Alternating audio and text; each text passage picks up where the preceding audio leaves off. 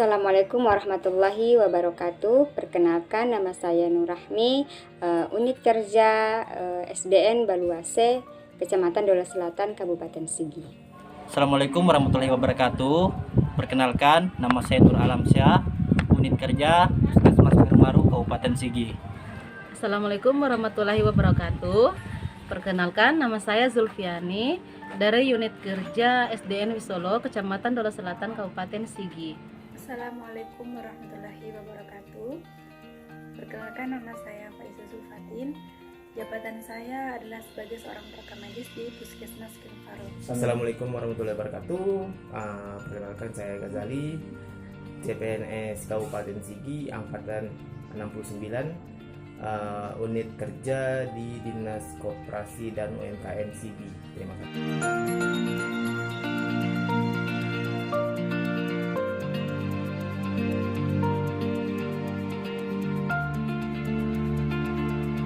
Etika publik yang akan saya jelaskan mengenai nilai kejujuran. Di mana jujur ini adalah kita berbicara sesuai apa yang kita lihat, kita dengar, dan kita rasakan. Implementasi nilai kejujuran ini dalam dunia kerja kita yaitu dalam mengisi daftar hadir, kejujuran kita dalam mengisi daftar hadir, kemudian kejujuran kita dalam memberikan penilaian kepada anak atau peserta didik kita. Nilai etika publik terbuka, di mana terbuka ini kita siap menerima masukan dari orang lain. Seperti saya di sekolah, maka saya harus siap menerima masukan dari teman sejawat saya, dari guru-guru saya yang ada di sekolah, kemudian evaluasi kinerja saya dari Kepsen. Pertama, tulus.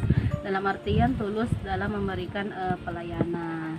Nah, bagaimana implementasinya dalam lingkungan kerja, yaitu saya sebagai seorang guru, di mana dalam melaksanakan tugas saya didasari dengan nilai yang tulus dalam membimbing siswa saya di sekolah.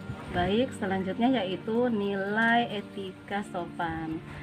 Di sini implementasinya dalam kegiatan saya di lingkungan pekerjaan, yaitu bagaimana saya beretika dalam berpakaian, berbicara, dan dalam sikap tingkah laku saya keseharian dalam mengajar, sehingga dapat menjadikan contoh untuk peserta didik saya. Transparansi adalah prinsip yang menjamin hak masyarakat untuk memperoleh akses informasi yang benar, jujur, dan tidak diskriminatif tentang penyelenggaraan sebuah organisasi dan hasil-hasil yang dicapai oleh organisasi dengan memperhatikan perlindungan hak atas pribadi, golongan, dan rahasia negara. Untuk contoh implementasinya di tempat kerja, dalam memberikan informasi dan edukasi kesehatan kepada masyarakat harus benar, jujur, dan dapat dipertanggungjawabkan. Bertanggung jawab di sini diartikan bahwa saya sebagai seorang tenaga kesehatan, utamanya sebagai seorang perekam medis, harus mampu bertanggung jawab menjaga kerahasiaan pasien, baik itu rahasia data medis maupun data identitas pasien. Yang kedua adalah tidak diskriminatif. Saya sebagai seorang tenaga kesehatan, utamanya sebagai seorang perekam medis, harus mampu memberikan pelayanan kepada pasien secara menyeluruh. Tidak boleh membeda-bedakan, baik itu pasien BPJS maupun pasien umum. Semua harus dilayani sesuai dengan SOP dan kebijakan. Salah satunya yaitu bersikap hormat. Bersikap hormat yaitu saling menghargai antar satu sama dengan yang lain. Contoh implementasinya yang dilakukan di lingkungan kerja yaitu menghargai sesama staf. Dalam hal ini berjabat tangan, menegur sapa satu sama yang lain, mendengarkan perkataan, membantu teman yang lagi kesusahan, dan jangan lupa mengucapkan terima kasih jika telah dibantu.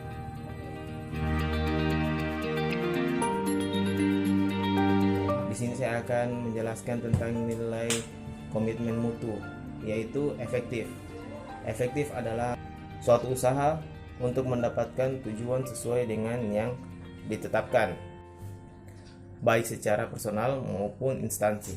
Contoh di lingkungan pada saat melaksanakan kegiatan tersebut harus sesuai dengan jadwal yang telah ditetapkan. Efisien adalah cara mencapai suatu tujuan dengan menggunakan sumber daya yang minimal namun dengan hasil yang maksimal. Dengan arti sumber daya diolah dengan bijak dan hemat sehingga waktu dan tenaga tidak banyak terbuang. Contoh implementasinya di tempat kerja. Dalam menyelesaikan pekerjaan sehari-hari, kita harus mengefisiensikan waktu. Contohnya pekerjaan yang biasa kita selesaikan selama 2 hari, kita selesaikan selama sehari saja. Itu yaitu inovasi. Nah, kaitannya dalam implementasi di lingkungan pekerjaan saya, dalam saya mengajar, tentunya kita selalu berinovasi dalam merancang pembelajaran sehingga dapat membuat pembelajaran itu menjadi lebih menarik untuk anak-anak peserta didik saya. Selanjutnya adalah nilai kreatif. Dalam pembelajaran kita dituntut untuk membuat media pembelajaran atau alat peraga sehingga pembelajaran itu menjadi lebih menyenangkan dan menarik bagi peserta didik kita. Kita di sini sebagai seorang ASN dituntut harus mampu memberikan pelayanan kepada masyarakat yang berorientasi terhadap mutu. Contohnya, di sini saya sebagai seorang tenaga kesehatan, utamanya sebagai seorang perekam medis, saya harus mampu memberikan pelayanan secara administratif terhadap pasien seefisien dan seefektif mungkin. Jadi misalkan saya dalam membuat dan menyiapkan dokumen rekam medik pasien itu harus mampu menyiapkan seefektif mungkin sehingga pasien tidak menunggu di ruang tunggu terlalu lama untuk diperiksa dokter atau suster.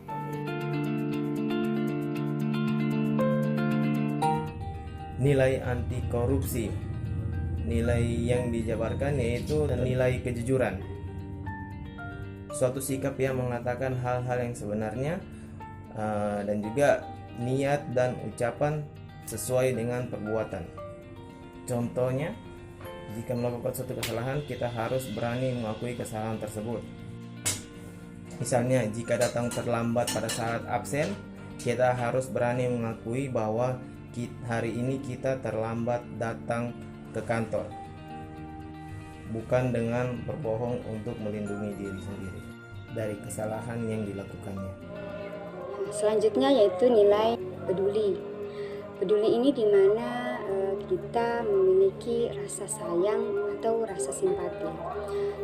Implementasi ke dalam dunia kerja itu peduli terhadap lingkungan yang ada di tempat kerja kita. Seperti saya di sekolah, peduli terhadap barang atau aset yang dimiliki oleh tempat kerja kita atau sekolah kita. Kemudian peduli terhadap perkembangan peserta didik kita. Dengan cara apa? Dengan cara kita bekerja sama dengan orang tua mengenai perkembangan peserta didik kita, apa permasalahannya, kemudian kita carikan solusi sehingga siswa kita bisa melakukan pembelajaran menjadi lebih efektif.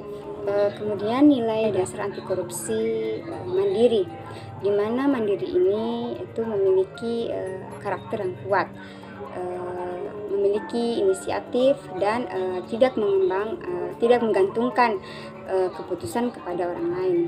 Misalnya dalam dunia kerja, jika kita sudah diberikan tanggung jawab, maka sebagai penanggung jawab kita tidak menggantungkan keputusan kepada orang lain dalam tanggung jawab yang kita ambil. Baik, selanjutnya yaitu nilai anti korupsi, disiplin. Disiplin dalam menjalankan tugas sesuai dengan aturan yang berlaku. Adapun contoh implementasi di dalam lingkungan kerja saya yaitu bagaimana saya disiplin tepat waktu, misalnya datang dan pulang sesuai dengan jam yang telah ditetapkan. Selanjutnya tanggung jawab adalah keadaan di mana wajib menanggung, memikul jawab, menanggung segala sesuatu yang menjadi akibat.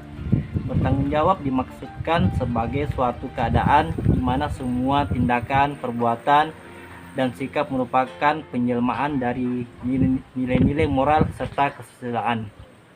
Contoh implementasinya di tempat kerja.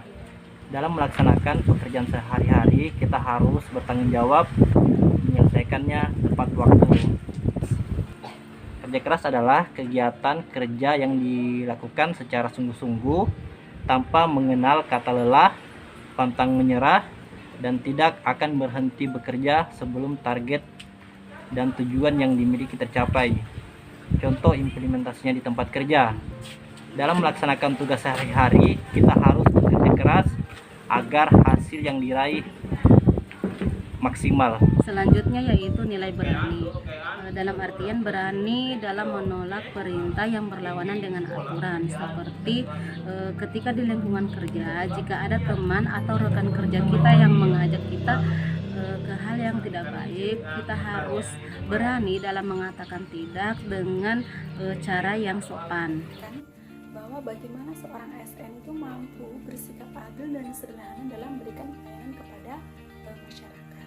Contohnya, di sini saya mengaktualisasikan atau mengimplementasikan dalam kerjaan saya sehari-hari sebagai seorang tenaga kesehatan adalah bagaimana saya mampu bersikap adil dalam memberikan pelayanan kepada pasien. Saya tidak boleh membeda-bedakan pasien berdasarkan status sosial, suku, ras, dan budayanya.